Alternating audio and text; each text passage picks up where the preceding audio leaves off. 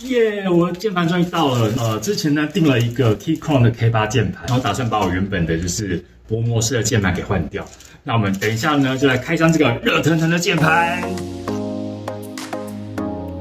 这是我第一次使用机械式键盘，所以我真的超期待的。现在就让我们一起来开箱吧。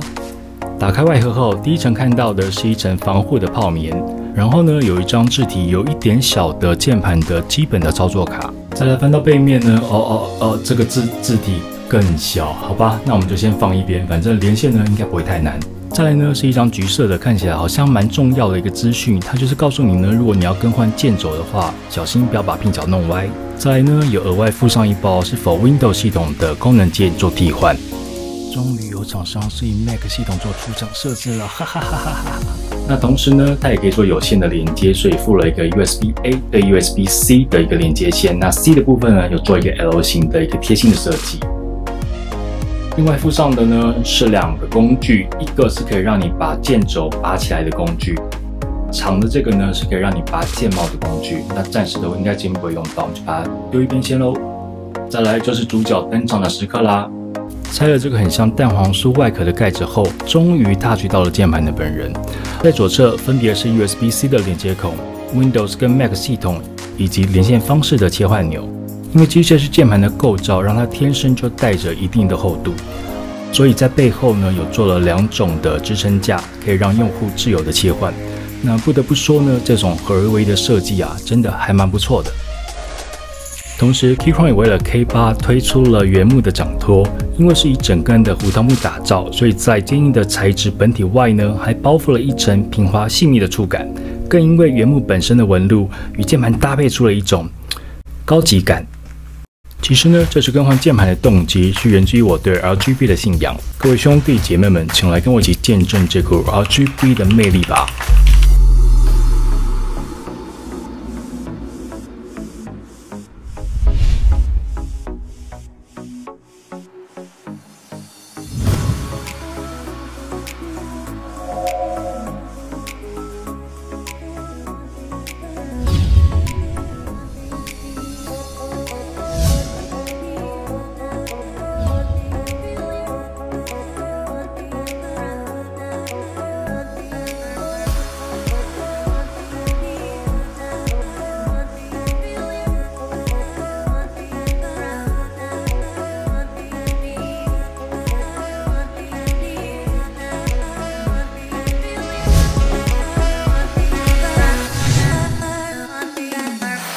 既然使用了机械式的键盘，当然不能错过这个自由更换键帽的乐趣。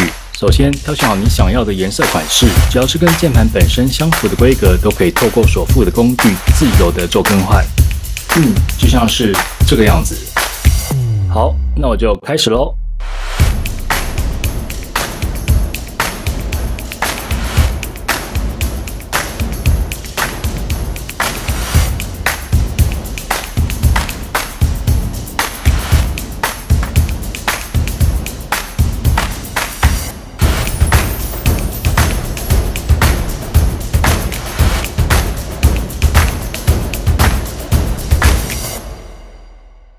那最后呢，我想跟大家分享一下，就是我使用到现在的心得。开始在选购的时候，一定会不知道要买什么轴体。那像我本身是一个打字算还蛮大力的人，我这次选购的是茶轴。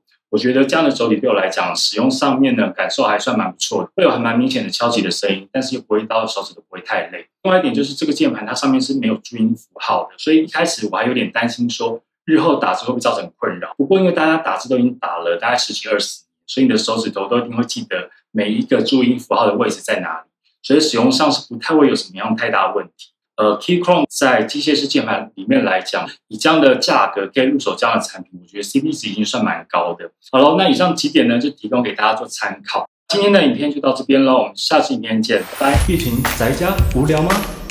在下一支影片跟我一起，第一次贴壁纸就上手。如果你是吃饱太闲、跟墙壁有仇、没事找事做，或是想要改造居家风格、拥有自拍背景，或是当做运动，都很适合哦。现在订阅就可以收到上片通知。